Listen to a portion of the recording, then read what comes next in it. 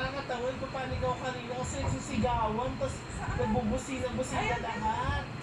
Tapos sabi ni Wes, ganun daw pala dito. Uy, ninervyos.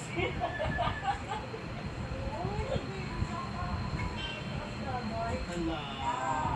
Si baby parang ganun nga, nung lumalaki na siya. Nagiging hiluin na. Oo.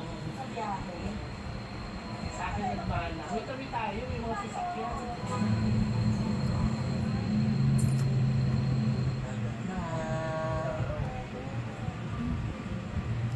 Tandaan na natin yung Pico de Loro. Dito po rin daan ng Pico. Kaya na rin naman dumaan dito pabalik. Oo, paano pag nag-Pico tayo, dito ulit tayo nadaan. Kaya mo na? Kiss na. Kiss na sa kanya yung kaibigan na daan. Stop over sa Dali, Guillermo. Si Mamang Linervio sa daan. Ayan na.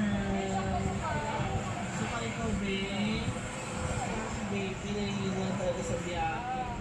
Mana kay Tito, ganyan ako yung bata ko. Pag bumabiyahe ako, lagi ako nasuka. Tayo ng yelo dito sa Dali.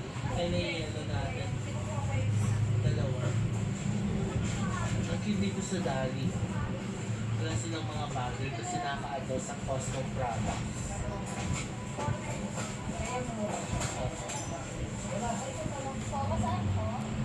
Arsam. RX67 140.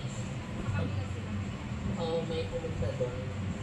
20 pesos per head for ecological tourism, ecological Sa kalinisan ng bundukan. thank you. Tourism, ecological. Thank you po. Ito na. Arsam. Beach Resort. Yes. Wala sabi ni Mama ang ganda. Oo. Tayo.